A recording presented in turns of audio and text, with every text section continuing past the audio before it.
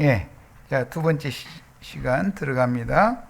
7페이지로 이제 넘어갑니다. 사도행전 20장을 다 읽으면 시간이 가니까 읽을 말씀이 많아서 조금씩 시간을 약하기 위해서 28절 이하에서 봅니다. 여러분은 자기를 위하여, 이것은 에베소 교회의 장로들을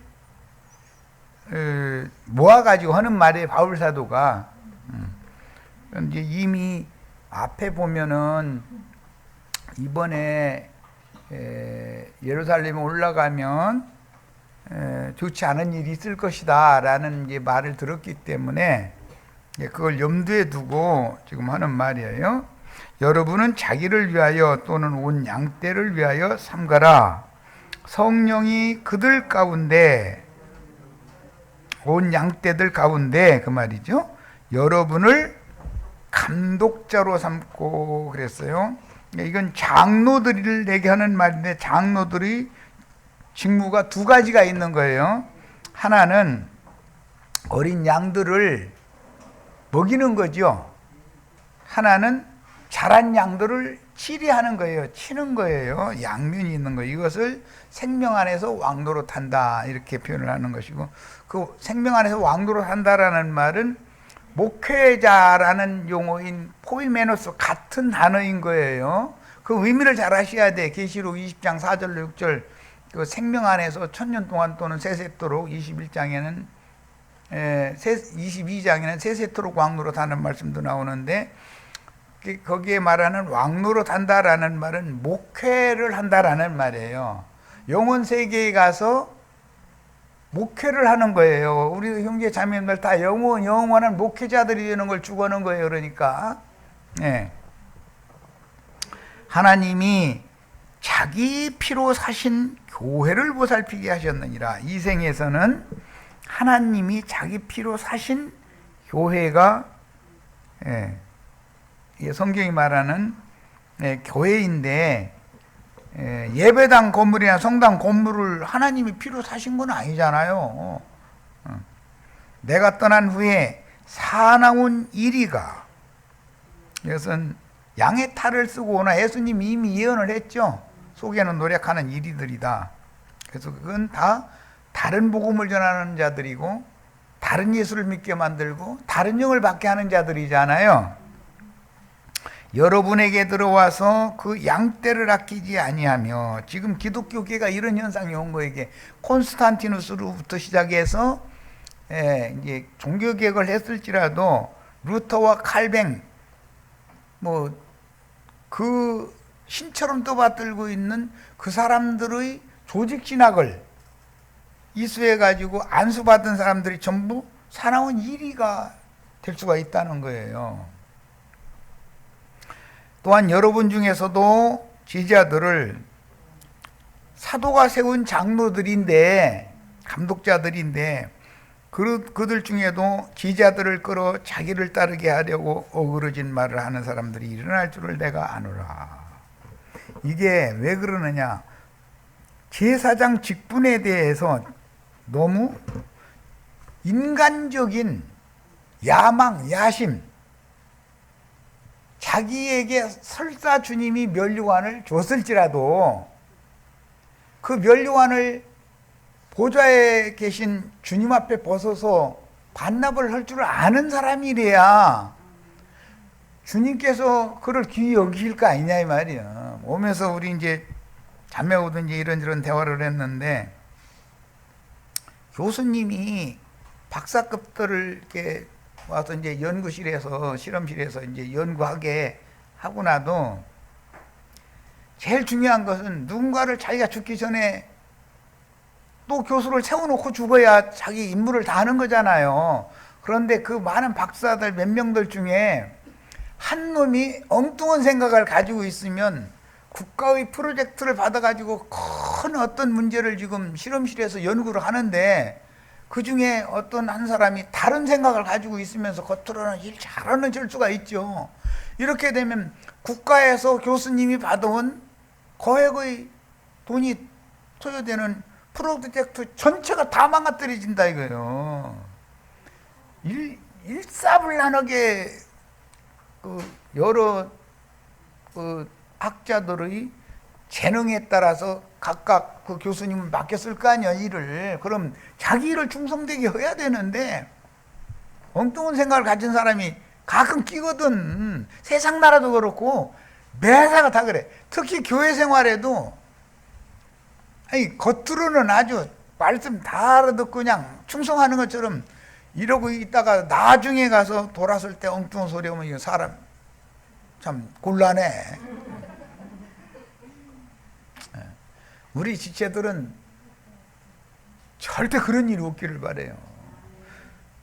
그러면 지 스스로 알아서 교수가 되든지 선배 교수님이 알아서 자기 자리 물러주는 사역을 이어받는 사람이 돼야 되잖아요.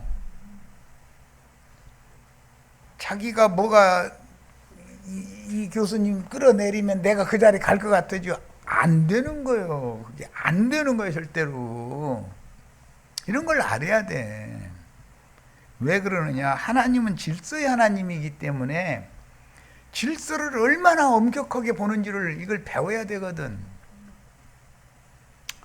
자, 그다음에 그러므로 여러분이 일깨어 내가 3년이나 밤낮 쉬지 않고 눈물로 각 사람을 훈계하던 것을 기억하라. 이 훈계한 것이 양면이 있겠죠. 한 면에서는 목양을 할 것이고 어린 양에게는 좋은 말을 뱉을 것이고 이건 싹이 좀 노랗다 싶으면은 좀 치는 말을 했을 것이고 뻔한 거지 뭐. 지금 내가 여러분을 조와 및 그 은혜의 말씀께 부탁하노니 그 말씀이 여러분을 능히 든든히 세우사 거룩하게 하심을 입은 모든 자 가운데 기업이 있게 하리라. 그러니까 양무리들이 곧 기업인 거죠. 이미 빌립보서에서 바울 사도가 여러 번 얘기했어요. 사랑하는 자들아, 여러분이 내가 주 앞에 서는 날 여러분이 나의 면류관이 되고 나는 여러분이 면류관이 되고 상호 면류관이 아니냐. 이것은 부부관계를 말하는 것이거든. 혼자는 세상 없어 자식 못 낳아. 서로가 협력이 필요한 거지. 내가 아무의 은이나 금이나 의복을 담하지 아니하였고 여러분이 아는 바와 같이 이 손으로 나와 내 동행들이 쓰는 것을 충당하여. 이게 작은 말이 아니야. 이게 쉬운 게 아니에요. 아론 반차 제사장 하면은 먹고 사는 데는 지장 없잖아요. 그런데 그런 것을 다 거부하고 계시를 따라서 주님의 종으로 충성을 하느라고 이렇게 한 거잖아. 범사에 여러분에게 모본을 보여준 바와 같이 이게 인간 나라에서도 그러고 뭐 두고 표창장 줄 때 보면 뭐 타의 모범이 되었다라는 말을 꼭 넣지요. 상장에 보면 수고하여 약한 사람을 돕고 또 주 예수께서 친히 말씀하신 바 주는 것이 받는 것보다 복이 있다 하심을 기억하여야 할지니라 라고 얘기를 하니까 그때 그 말을 들었던 많은 사람들이 같이 무릎을 꿇고 기도해 가면서 바울을 전송하면서 울었다는 거잖아요. 이게 구약 성경에도 에스라서와 느헤미야서에 보면은 비는 억수같이 쏟아지는데 선지자가 말씀을 전하는 거예요. 그러니까 그 말을 듣고 백성들이 그 비를 맞아가면서 그 말 다 듣고 나서 그 온 국민 펑펑 울었다는 거잖아요. 그게 무슨 소리겠어. 그 많은 은혜가 있었다는 거잖아. 듣는 사람들이 하늘에서 비를 그때 사 말고 그렇게 많이 비를 퍼부어서 내렸다는 것은 폭포와 같은 은혜를 그 보낸 종 선지자의 말씀 증거를 통해서 하늘도 같이 감동을 같이 했다 이 말이잖아요. 지금 자, 충성스러운 증인인 바울이 에베소 교회의 장로들에게 부탁하는 고별 인사말은 어느 지역 교회를 위임 맡은 장로, 여기서는 에베소 교회인데 에베소 교회는 바울 사도가 세운 교회잖아요. 아시아에 있는 7교회 중에 하나고 이제 바울 사도가 죽고 나서는 사도 요한이 그 에베소 교회의 장로로 심문을 했고 그의 제자가 폴리갑이라는 제자죠. 그런데 이게 묘해 아주. 에베소 교회가 첫 번째 교회 얘기잖아요. 7교회 중에. 야, 디모데전서 5장 19절 장로들에서 보는 거예요. 신약의 장로들이라는 건 구약 성경의 레위인 중에 아론의 직계손으로 예표가 된 거예요. 집사들은 레위인들이에요. 비유죠. 레위인들 중에 아론의 직계손은 6성읍을 특별히 성별해가지고 그곳에 살잖아요. 대제사장은 늘 그곳을 순회했어요. 그러니까 주의 증인들인 장로 형제들과 주의 성령은 늘 함께 하신다라는 걸 알 수 있는 거잖아요. 그래야만 되는 것이고. 그런데 뭐 주님의 오늘 집회를 하는데 주님의 말씀이 없어. 그럼 집회하지 말아야지요. 자기 말 할 거면 안 되니까. 그런데 이런 데 대한 이상이 없는 거예요. 그래서 그런데 인간이니까 장로도 어떤 흠결이 있을 수가 있죠. 그건 당연히 고발당하게 되는데, 그렇지만 두세 증인의 함께 고발하는 그런 두세 증인의 고발이 함께 있으면 모를까. 그렇지 않으면 받아들이지 말아라 이거예요. 그게 장로라 할지라도 인간적으로 흠결이 있을 수가 있는 거예요.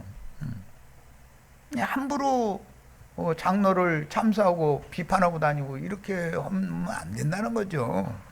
베드로전서 5장 1절 너희 중 장로들에게 권하노니 나는 함께 장로된 자다. 베드로가 예수님 살아계실 때는 사도였죠. 그러나 성령이 베드로 함께 계실 때는 장로일 때 함께 계신 것이지 사도일 때 함께 계셨던 게 아니에요. 오늘날 기독교계에는 막 사도하면 막 그 계급이 높고 장로는 그 다음이고 뭐 이 식이잖아. 그럼 그건 성경과는 안 맞는 말이지. 요한 3서 물론 요한 2서 1장 1절에도 같은 말이지만 장로인 나는 이렇게 말하는 건 요한을 말하는 거, 요한 자신을 말하는 거잖아요. 그러니까 베드로도 사역을 할 때는 장로로, 요한도 사역을 할 때는 장로로 사역을 했다. 다만 사도로 보냄을 받았을 때는 어떤 교회에서 어떤 다타 지역으로 보내서 전도자로, 오늘날로 말하자면 그 선교사로 파송을 하면 사도직을 하는 거예요. 보냄받았으니까 보냄받은 그 직무를 하죠. 그러나 자기를 보낸 것으로 그 지역에서 일을 마치고 돌아오면 예루살렘이나 안디옥으로 이제 돌아온다 이 말이에요. 모교회로 돌아오면 장로로서 사명을 하는 거예요. 그러니까 장로가 교회의 사역을 하는 것이지 선교사가 모든 걸 다 하는 건 아니다 이 말이에요. 말하자면 사도가 모든 걸 다 하는 건 아니다 이 말이에요. 이런 걸 알아야 돼. 그런데 오늘날 기독교계는 선교사는 당회장 목사님이 기분 내키는 대로 파송하고 돈이 들어오면 보내고 안 들어오면 알아서 먹고 살아가면서 전도해라 이러고, 그럼 선교사라고 나가가지고서 엉뚱한 짓 하다가 들어오고 거짓말만 와서 막 수많은 사람들 모아놓고서 자기 사역지에서 있던 일 막 간증 같은 거 보면 90% 이상이 거짓말이거든. 그게 헌금 뜯어가려고. 그게 하나님은 다 보고 있어.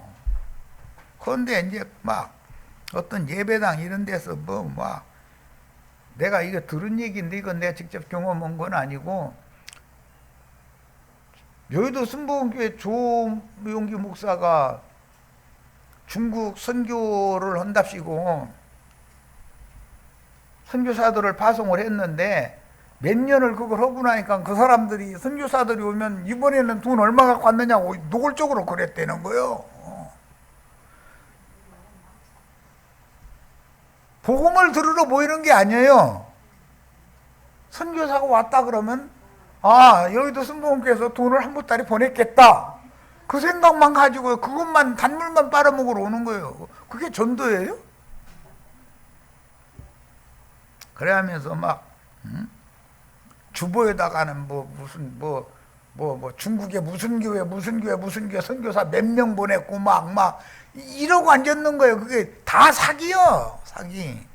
이런 얘기하면 세속 교계는 기분 나쁠지 모르지만 자신들의 치부가 드러나는 걸 싫어하죠. 그렇지만 주님이 다 보고 있어요. 괜히 쓸데없는 짓 하면 안 되는 거예요. 모든 것의 근원은, 사람의 근원은 인간의 양심이잖아요. 영이 중심이잖아요. 근원이 다르면 다 다른 거예요, 그게. 자, 계시록 4장 이미 여러 번 말씀을 드렸는데, 계시록 4장은 다 같이 펴봅니다. 계시록이니까 이거는. 지금 1장 5절 6절 하고 있으면서 4장을 미리 이렇게 인용을 했지만은, 말하고자 하는 의도를 잘 이해를 하실 필요들이 다 있어요. 계시록 4장 하면은 주님의 보좌와 보좌 주위에 있는 24 장로들이 심호하는 얘기잖아요. 찬양하는 얘기. 자, 다 펴셨죠? 우선 4절을 봅니다.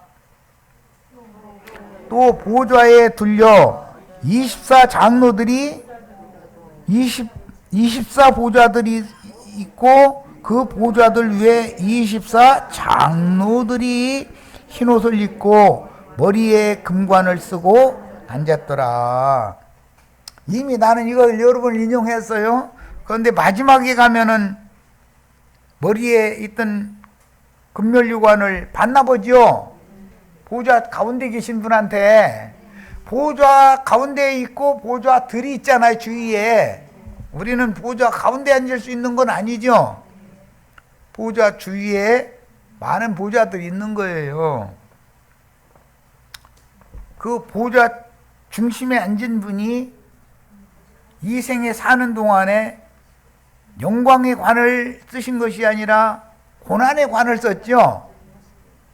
그 가시면류관 썼다고 그러잖아요. 가시면류관과 영광의 면류관과는 반대되는 것을 잘 아시죠? 그리고 나서 주님이 그 가시면류관을 영광의 면류관으로 바꿔서 24 장로들에게 준 거예요. 그런데 24 장로들, 우리가 이것을 영광의 면류관을 받을 권리가 우리가 무엇라고 이런 걸 우리에게 주시느냐고 그러면서 당신이 영광을 받으시고 당신이 존귀를 다 받으셔야 맞지 않냐 이러면서 반납을 해야만 정상적인 장로들이죠. 그런데 이런 구절을 읽어도 이게 뭔 소린지를 몰라. 그러면 이게 문제다 이거예요. 아론 반차 제사장 직분을 복원하는 자들은 사람들 위해서 군림해 가면서 지가 영광 다 받고 지가 존귀 다 받으려고 지금 이러고 있잖아요. 그 속에 야심이 그런 인간은 누구 한 사람 딱 보면은 저 사람 자기 발밑에 굴복시켜가지고 자기 수하에 두려는 생각밖에 안 해. 형제 자매님들, 이런 얘기까지 하면 그렇지만 부목사는 월급이라고 그 돈 몇 푼 줘가면서 전도사, 부목사 이런 사람들은 당회장 목사의 밥이요. 그 목줄 가지고 있으니까 쫓아내든지 월급 깎든지 이 지멋대로 해버리려고 그러거든. 그런 치사 맞은 부목사 노릇 절대 하시지 마셔. 어디가 전도사 노릇 그런 거 절대 하시지 마셔. 그게 뭐 하는 짓들이야 도대체. 창피하지도 않아? 주님 앞에. 당회장을 왜 하나님으로 떠받들고 그러고 쳐다봐야 됩니까? 주님을 바라보고 살아야지. 우린 자유자잖아. 누구 사람에게 종로로 드는 사람이 되면 안 되죠. 자, 계시록 이제 기왕 4장 폈으니까 9절로 11절을 읽겠습니다. 그 생물들이 보좌에 앉으사 세세토록 살아계시는 이에게 영광과 존귀와 감사를 돌릴 때, 이건 생물이라는 건 네 생물, 온 땅 천지 사방에 구속받은 성도들을 지천사들이잖아요. 24 장로들은 지천사들의 장로 그 대표자들이고, 그런데 우리 형제 자매들 보고 나는 대표자들이 되어라 얘기를 지금 가르치는 중이고, 백성만 돼도 감사하다. 그 소리 나 듣는데 하지 말라고 자꾸 얘기하는 거예요. 24 장로들이 보좌에 앉으신 이 앞에 엎드려 세세토록 살아계시는 이에게 경배하고, 이 보좌 가운데에 앉아 계신 분이 어린 양이죠. 앞에 이미 나왔죠. 자기의 관을 보좌 앞에 드리며 이르되, 그 영광의 면류관을 24 장로들한테 보좌 중앙에 가운데 앉아 계신 분이 줬잖아요. 그런데 나 같은 인간이 무기에 이런 영광과 존귀를 내가 받아야 되냐고, 주님만 받으시야 합당하다고 해가면서 영광의 면류관 씌워주면 그거 다시 반납을 해주면 관 2개 오게 돼 있어.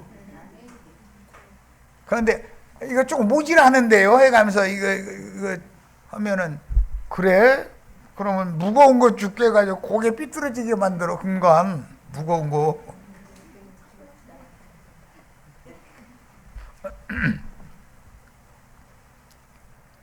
우리 형제 자매님들 다 오직 영광 받으실 분, 세세토록 찬양 받으시고 존귀하신 분은 주님이지, 우리 인간들이 무엇이간데 이런 관을 나에게 주시느냐고, 이런 마음을 원래 갖고 있어야 돼요.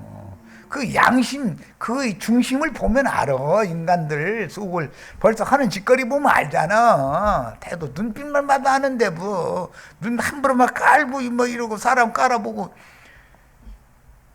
그놈한테가 그놈 밑에서 부목사 전도사로 덜라고 하지 말라고, 제발.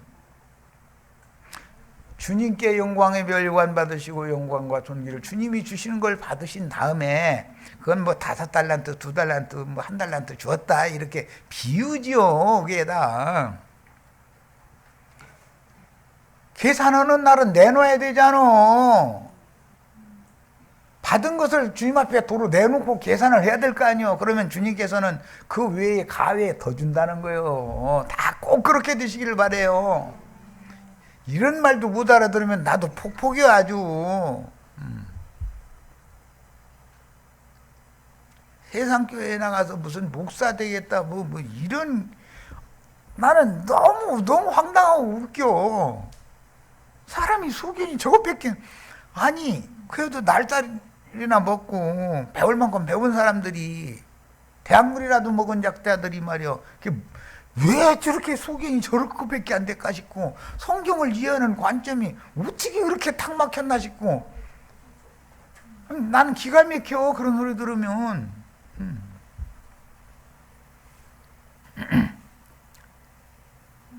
자, 모세는 30세 이상의 레위인들만을 계수하여 성막에서 봉사하게 하였습니다. 민수기 4장에 보면 이 말씀이 연거푸 계속 나오죠. 자, 4장 3절이나 22절로 23절, 또 30절로 35절, 4장 42절, 4장 47절 계속해서 30세 이상 레위인들, 30세 이상은 제사를 직접 행할 수 있는 나이예요. 이것은 그 사람의 분량을 말한다. 레위인들을 봉사를 시킬 때 원래는 30세에서 50세까지 성막에 들어가 봉사를 하는 거예요. 나이가 많이 먹으면 쉬게 만들고, 나이가 너무 어리면은 배우게 만들고, 이게 하나님이 질서의 하나님이요. 나이가 어릴 때는 50세 먹은 레위인이 여러 먹은 사람이 보면은 잘 못 오는 것 같이만 보여. 아이고 내가 되면 저렇게 앉는다 이래버려. 그놈은 치야 돼요, 먹여야 돼요? 그놈한테는 감독자가 필요해. 그놈한테는. 뭔 말인지 아시겠죠? 자, 이번에는 본인의 성경책으로 역대상을 펴니다. 민수기 4장에는 30세 이상만 계수를 하도록 되어 있어요. 그런데 다윗이 이것을 바꿔요. 역대상 23장 역대상을 봅니다. 구약의 역사서라고 하는 것은 열왕기 상하가 있고 역대상하가 있죠. 열왕기 상하는 왕의 관점에서 기록을 한 거예요. 왕들의 행적. 역대기 상하라는 것은 제사장의 관점에서 기록을 하는 거예요. 그래서 왕 같은 제사장, 그러니까 구약 성경이 열왕기 편을 읽을 때는 왕을 강조한다라는 걸 읽어야 되고, 역대기 편을 읽을 때는 제사장을 강조한다는 것을 알고 읽어야 된단 말이에요. 같은 내용인데도, 같은 역사적인 사실인데도 관점이 다르잖아요. 제사장은 여호와 하나님을 섬기는 직무를 강조하겠죠. 당연히 제사장이니까. 왕 열왕기 상하는 하나님이 맡긴 백성들을 먹이고 치리하는 것을 기록하겠죠. 그런 관점을 가지고 읽어야 되는 거예요. 자, 역대상 이제 23장 다 같이 본인의 성경으로 펴니다. 이런 게 다윗이 그 유언으로 특별한 말씀을 남기고 죽게 되지요. 23장 저기 뒤편에서 보겠습니다. 24절부터 32절까지 봅니다. 이는 다 레위 자손이니, 레위 자손들 앞에 쭉 계수하는 얘기가 나온 거예요. 그 조상의 가문을 따라 계수된 이름이 기록되고, 오늘 우리 형제 자매님들도 어린 양의 생명책에 왕 같은 제사장으로 다 이렇게 농명이 되셔야 되는 거예요. 그거 하라고 오늘 이런 거 말씀을 나누는 거예요. 여호와의 성전에서 섬기는 일을 하는 20세 이상 된 우두머리들이다. 그래서 여기 보면 다윗 왕이 유언으로 남기는 말인데, 모세는 30세 이상으로 계수를 하라고 했죠. 그런데 다윗 왕은 20세 이상으로 나이를 10살이나 낮춰버렸어. 다윗이 이르기를, 이스라엘 모세가 이르는 말과 다윗이 이르는 말이 다르죠. 그러면 모세가 이르는 말보다는 다윗이 이르는 말이 그리스도 율법이니까 그리스도 율법에 대한 예표는 다윗이 하는 말이잖아요. 모세의 율법과는 다르잖아요. 이런 것을 알고 읽어야 돼. 성경 읽을 때는 다윗이 이르기를, 이스라엘 하나님 여호와께서 평강을 그의 백성에게 주시고 예루살렘에 영원히 거하시나니 레위 사람이 다시는 성막과 그 가운데서 쓰는 모든 기구를 맬 필요가 없다. 그 말은 하나님이 안식처를 찾았다 이 말이죠. 하나님이 이것저것 정처없이 떠드는 중이면 안 되죠. 예수님이 육신으로 오셨을 때 공중에 나는 새도 둥지가 있고 여우도 굴이 있건만은 인자는 머리 둘 것이 없다. 그 말은 블레셋의 5방백 사이에 지금 정처를 없이 이거 헤매고 다니는 거잖아요. 예수님이 이 생에 육신으로 입고 오셨을 때는 그런 상태였어요. 정처가 없는 거예요. 그러다가 성령이 되시면 제자들을 보내가지고 교회를 세운 후에 교회가 그분의 안식처다 이거예요. 교회는 그분이 아내니까. 그러니까 자기 집에서 편안히 쉰 거죠. 뭐 쉬는 거죠. 나도 내 집이 있어서 발 씻고 침대 가서 몸 피곤하면 털떡 눕고, 좀 시간 되면은 밥 먹어 하고 또 아내가 밥 먹으라고 불러주고, 그러니까 너무 행복해. 그런데 뭐 이제 인생을 살다 보니까 뭔 일이 이제 생기니까 그거냐 하고 나면 고단히 죽겠어 아주. 그런데 그것도 않고 어떻게 살아? 사람이 먹고 살아야 되는데 육신으로도 먹여야 되잖아요. 그럼 그거 일 다 해야지 어째. 근데 어제 이제 우리 자매는 청소하고 뭐하느라 이제 고생이 난 대충 가서 뭐 부품 사다가 뭐 갈 거 갈고 교체하고 뭐 이런 거 하러 그냥 조금 걸었더니 그렇게 고단해 아주. 이제 2, 3일 가야 이제 끝날 텐데. 그래도 푹 쉬고 오니까 오늘 말씀 나누잖아. 사람이 떡으로도 살아야 되죠. 하나님의 입으로 나오는 모든 말씀으로만 사는 건 아니잖아. 육신을 입었으니까 뭐 유구일도 당연히 해야지. 나 여러 번 얘기하지만 우리 형제 자매님들 뒷주머니에다가 동전 한 입이라도 무료로 넣어줄 사람은 하나도 없어. 어떻게 하면 저거 먼지 하나라도 뺏어갈까 이 생각하는 사람들만 뒤따라다니니까 정신 차리고 살아야 돼. 그게 다 목사님들이 하는 짓거리가 뭐예요? 형제 자매님들 뒷주머니 볼록 오면 그거 어떻게 자기 주머니로 옮길까? 그것만 연구하죠. 난 다 보여 아주 그 인간들.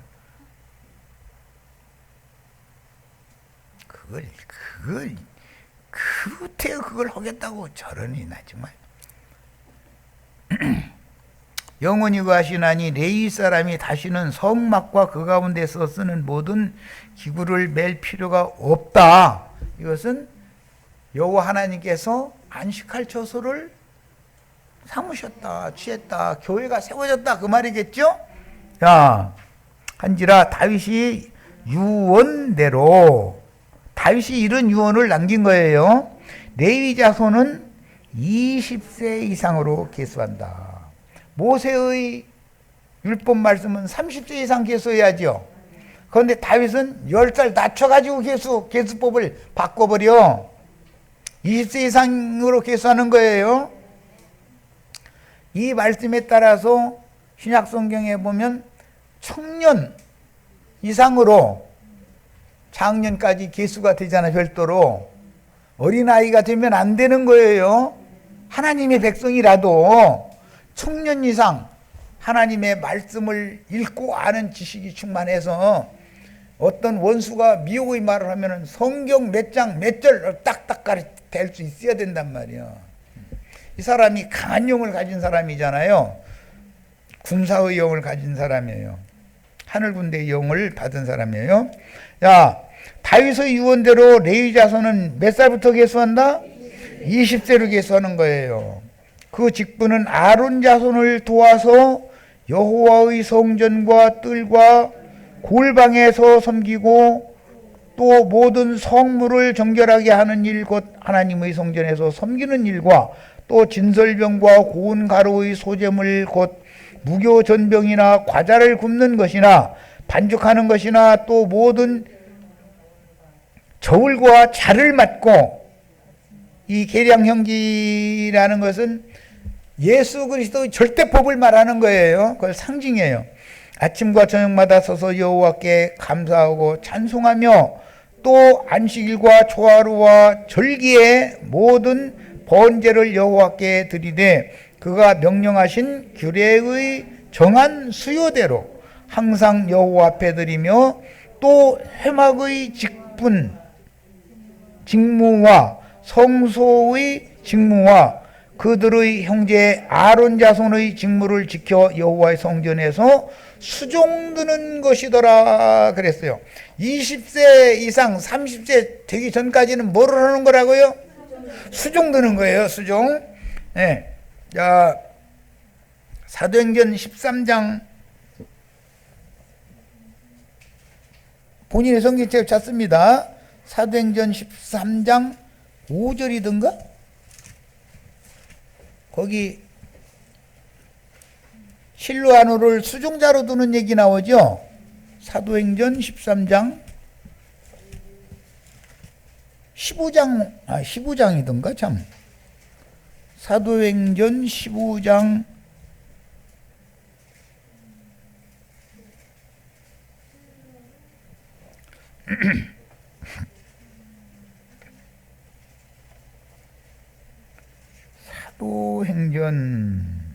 13장 5절이다. 13장 5절이 맞다. 자, 13장 5절 찾아 읽고 15장으로 갈 거예요. 13장 5절. 두 사람이, 여기 말하는 두 사람은 바나바와 바울을 말하는 거예요. 두 사람이 성령의 보내심을 받아 안디옥 교회가 파송한 거죠. 사실은 안디옥 교회가 보낸 건 성령이 보낸 거예요. 실루기아에 내려가 거기서 배 타고 구브로에 가서 살라미에 이르러 하나님의 말씀을 유대인의 여러 회당에 전할 때 이 요한은 마가 요한을 말하는 거예요. 예루살렘 120명이 모였던 그 집의 이 요한의 어머니가 마리아 자매님이잖아요. 예루살렘 교회가 모였던 장소. 그 마리아 자매님의 아들이 마가란 말이에요. 마가 요한. 예. 요한을 수행원으로 두었더라 그랬는데 구약 성경에 오늘 우리가 읽은 다윗의 유언을 따라서 레위인들 20세에서 30세 되기 전까지 계수를 하되 그들은 수종자다 이거예요. 30세에서 50세 이상 된 제사장들의 제사를 돕는 역할을 했다 이런 말이에요. 수종자가 필요하죠. 세상에서도 어떤 큰 회사에 신입 직원으로 뽑히면 수습사원이라고 하는 것을 먼저 하죠. 월급은 똑같이 받지만 강한 훈련을 시키는 거죠. 일부러 막 이제 수습사원 때는 막 강한 훈련을 시키죠. 일부러. 왜 그러냐면 도태되려면 도태되라 이거요. 추가로 예를 들어 10명이 필요한데 12명, 13명을 뽑는 거거든. 분명히 이게 내가 잘못 들어왔네 하고 나갈 놈이 생긴다는 걸 알고 있으니까 일부러 더 뽑는 거잖아요.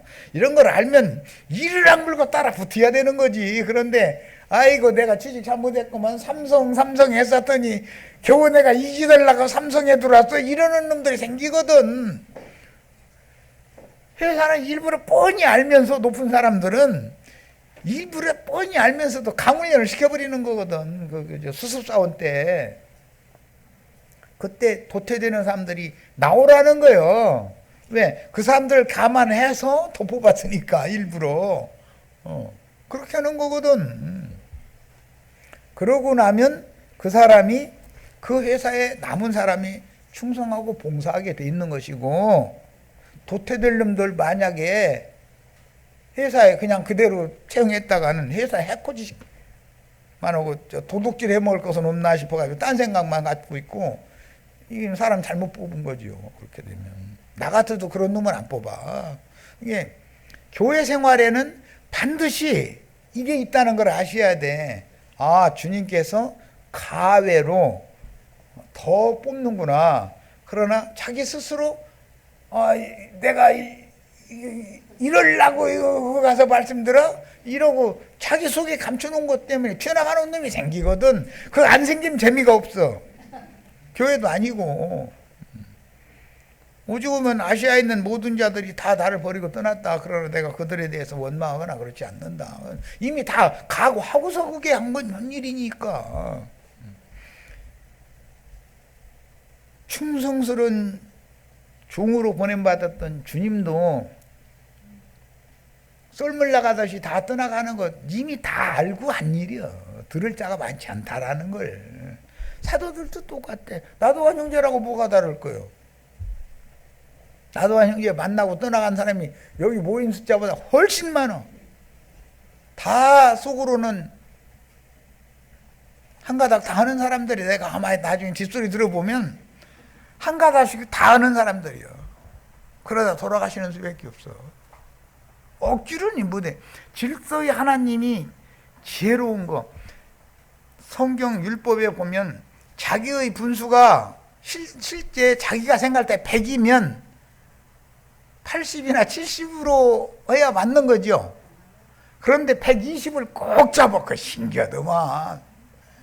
자기 분량을 분수를 120에다 놓고 늘 다른 사람을 판단이나 하려고 그러고 낮춰보려고 그러고 깔아보려고 그러고 이런 것이 습관된 사람은 나는 아무도 않지만 다 어느 연놈이 어떤 생각을 갖고 있는 거 다 봐. 내가 바보가 아니야. 아무 말도 안 는다 해가지고서 이런 것을 성경을 모르는 게 아니야. 난 이미 다 알고 있고 그걸 겪어서 여기 온 사람이고. 우리 형제 자매님들은 내가 설사 100의 기준에 그리스도의 충만한 분량에 내가 이르렀다고 장담할지라도 나는 조금 모질합니다라고 늘 70이나 80에다가 나를 둬야 정상이야. 그런데 자기를 충만에까지 이런 걸로 하고도 넘치게 자기 분수를 이렇게 보면은 튀어나가게 돼 있어. 이놈은. 그 사람은 주님이 쓸 사람이 아닌 거예요. 이런 얘기를 잘 들으셔야 돼. 하나님은 종도를 세우실 때 분량과 분수에 맞춰서 세우시는데 먼저는 수종자로 먼저 수습을 먼저 시키고 나서 튀어나가려면 튀어나가라 이거요. 내가 저 사람 밑에서 이렇게 생겼어 지금. 저 사람 하는 거 보니까 이게 영 엉망인데. 내가 가끔 그 얘기하죠. 어떤 세상 나라 회사라도 평사원이나 계장이나 과장 정도 되면은 부장님이 뭐 하는 거 보면 영 마음에 안 들거든. 이사님이 하는 것까지는 뭐 자기가 좀 다녔다 목 잘리니까 함부로 못 하는데 이 부장님이 하는 거 보니까 영 내가 그 자리에 앉으면 더 잘할 것 같거든. 꼭 그러거든. 그런데 이사들이 바보들이 아니여. 전무나 상무가 바보가 아니여. 더구나 대표이사 이 사람들이 바보들이 아니여. 다 보고 있어. 계장 과장 놈이 하는 짓거리 뭔 짓을 하고 다니고 근무하는 태도가 어떻고 이런 거 일일이 날마다 보고 다 받고 있어. 누구한테? 부장님한테. 부장님이 그 중간 다리 역할을 하는 거거든. 부장님 마음에 안 들면 그 사람 진급 못 되는 거요. 이걸 알아야 돼. 세상 나라도 질서가 이렇게 오면은 건데 교회에서 함부로 하려고 해서야 되겠냔 말이야. 이건 영의 세계인데 지금. 자, 이번에는 출애굽기 33장 본인의 성경으로 다 펴는 거예요. 이거 이제 다 찾아 읽어야 되니까 그래요. 사도행전 15장부터 찾아. 지금 사도행전 13장 읽었으니까 사도행전 15장 32절로 41절까지 뭐 설명 없이 읽어도 다 아는 얘기냐 읽겠습니다. 유다와 실라도 선지자라. 이게 예루살렘 교회가 회의를 해가지고 이방인들에게 편지를 보냈죠. 누가 주도했어요? 거기에서는 예수님의 동생인 야고보가 주도가 되어져 가지고 이방인들에게 편지를 보낼 때 유다와 실라의 손에 편지를 줘가지고 가서 전하게 했잖아요. 이 실라는 실루아노라고도 해요. 라틴어로는. 유다와 실라도 선지자라 여러 말로 형제를 권면하여 굳게 하고 얼마 있다가 평안히 가라는 전송을 형제들에게 받고 자기를 보내던 사람들에게로 돌아가되 34절에 우리 번역에는 없음이라고 그랬는데 신라는 나나주에 보면 나와 있죠. 그들과 함께 유하기를 작정하고 그들과 함께 유하기를 작정하고라는 것은 이방의 안디옥 교회 안디옥 교회에서 파송한 사람들이니까 안디옥 교회의 형제들과 함께 유하기를 작정하고 바울과 바나바는 그랬는데 바나바도 안디옥에서 유하며 수다한 다른 사람들과 함께 주의 말씀을 가르치며 전파하니라. 지금 문맥의 흐름을 잘 아셔야 돼. 며칠 후에 바울이 바나바더러 말하되 우리가 주의 말씀을 전한 각 성으로 다시 가서 형제들이 어떠한가 방문하자 하고 바나바는 마가라 하는 요한도 데리고 가고자 하나. 요한이 마가죠. 바울은 밤빌리아에서 자기들을 떠나 함께 일하러 가지 아니한 자를 데리고 떠나는 자 얘기 내가 조금 전에 쭉 설명을 했어요. 못 견뎌나는 놈이 생기는 거죠. 왜 그래요? 자기가 수행원이 아니라 주도적으로 복음 전하는 직무를 자기가 하면 더 잘할 것 같거든. 영 마음에 안 들어 이놈 거. 성질 나서 더 이상 못 참겠네 그러고 이제 가는 거예요. 가는데도 마가 요한은 완전히 떠나가지 않고 베드로의 제자가 되어져서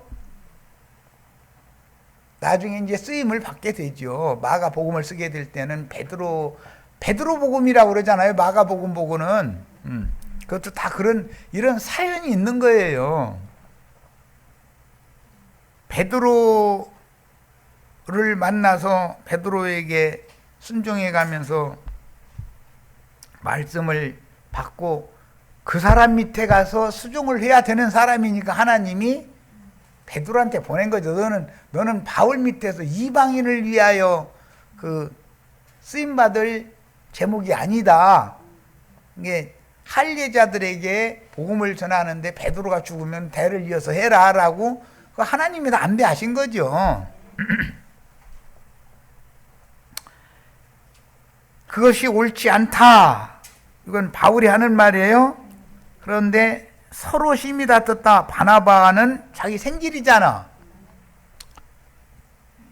이 문제로 바울과 심히 다퉜다. 그리고 피차 갈랐었다. 이방인을 위해서 보냄받은 자는 그 길로 가고 할례자들을 위해서 보냄받은 자는 제 길로 가는 거예요. 이제 딱 갈라서는 거예요. 왜? 두 사역이 있기 때문에 그러는 거죠. 바나바는 마가를 데리고 배 타고 키프로스 구브로로 갔다. 원래 바나바는 구브로 태생이잖아요.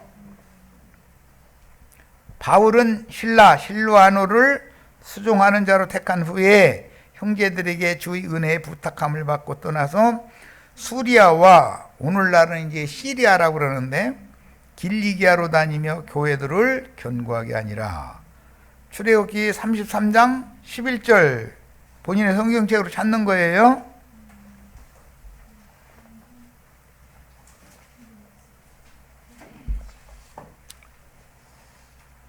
출애굽기 33장 11절 사람이 그 친구와 이야기함 같이 여호와께서는 모세와 대면하여 말씀하시며 모세는 진으로 돌아오나 그 수종자 눈의 아들 청년 여호수아는 회막을 떠나지 아니하니라. 모세 때 여호수아는 수종자로서 모세를 보필하는 역할을 하고 다녔죠. 모세가 죽으면 여호수아가 주도적으로 가나안 땅의 전쟁을 지휘를 하게 되잖아요. 이것은 하나님의 경륜에 속한 문제다 이 말이에요. 그런데 여호수아가 교만해 버리면 모세가 사역을 120세 될 때까지는 해야 되는데 살기도 오래 살아 저 늙은이는 이래 가면서 내가 하면 더 잘할 거라고 이러고 나서면 이거는 안 되는 일이잖아요. 다 때가 있는 거지. 여호수아는 110세까지밖에 못 살았어. 그런데 청년 때는 모세의 수종자 노릇을 했다 이거예요. 수행원 노릇을 했어. 자, 역대상 이번에는 2장 3절로 5절만 읽겠습니다. 역대상 2장 3절로 5절. 우리 형제 자매님들 자료에는 이걸 안 해드렸지만 이걸 읽어야 되니까 꼭 읽어야 돼. 자, 역대상 2장 3절로 5절. 역대기는 제사장의 관점에서 기록한 거예요. 레위 사람은 30세 이상으로 기수하였으니 모든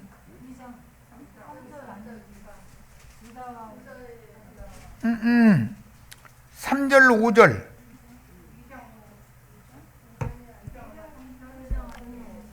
내가 이게 잘못 인용을 내가 했을 수도 있지.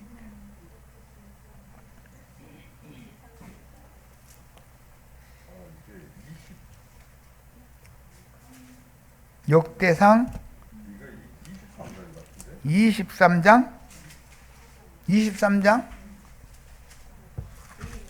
역대상 23장 5절. 네. 자, 레위 사람은 30세 이상으로 계수하였으니 원래 제사장들은 30세 이상 되죠.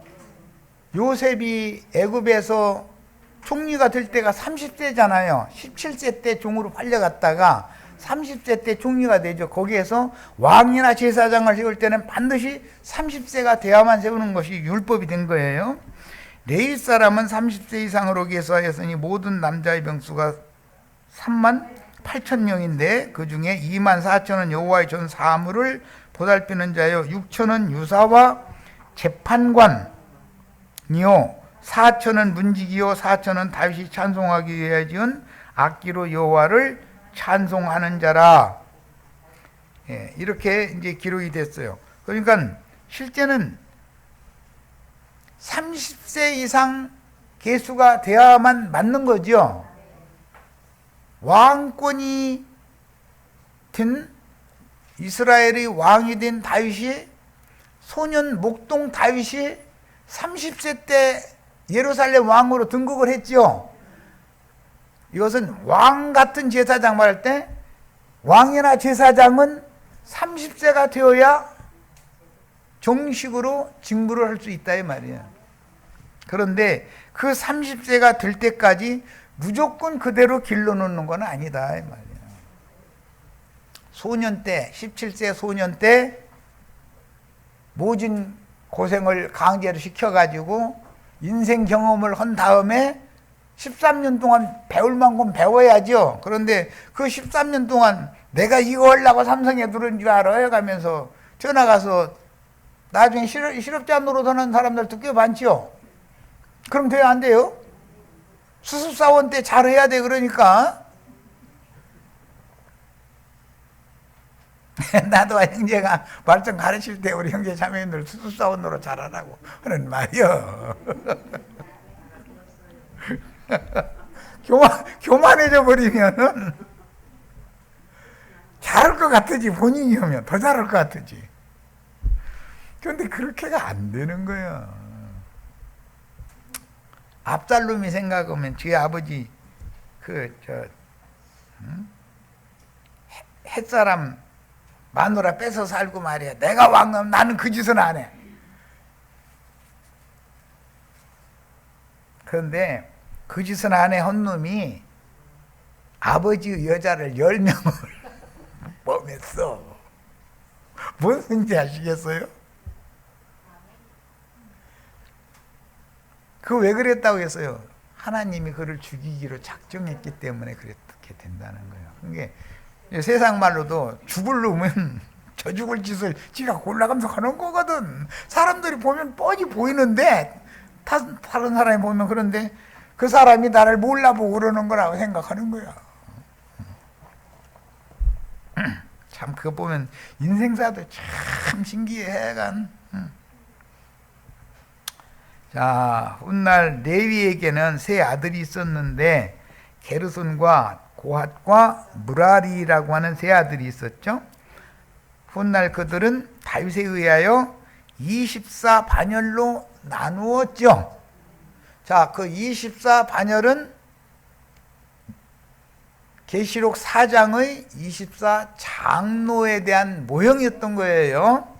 그런데 24장로가 무조건 되는 게 아니고 집사들, 수습사원 노릇을 집사, 봉사, 헌신을 하는 20세에서 30세 전까지의 수종자 노릇을 할 만큼 한 다음에 나이가 차면 직분을 수행한다 이거예요. 자기 밑에 또 수종자가 들어오게 돼 있다 이거예요. 뭔 소리인지 아셨죠? 자, 이런 성경의 의도에 대해서 오해하시면 성경을 아무리 역대상 23장에서 27장까지 숙제를 내드렸는데 이제 마칠 거예요. 아무리 교회 생활을 신실하게 자기가 잘하는 것 같지만 하나님의 눈에 볼 때는 너무 들떨어진 사람이 너무 많죠. 세상에서도 보면 되바라진 사람들이 참 많잖아요. 그럼 그 사람들 성공해요? 성공 못해요? 왜 그러는지 아시겠죠? 도태되는 일이 전혀 없이 다윗 왕의 이 모든 규례는 주의 성령께서 교회를, 하나님의 집인 교회를 맡기고자 하는 자들을 어떻게 세우고 어떻게 길러내고 하는 것에 대한 그림이다 이런 말이야. 이런 말씀을 잘 우리들의 믿음의 터로 세우시길 바랍니다. 여기까지 해서 마칩니다.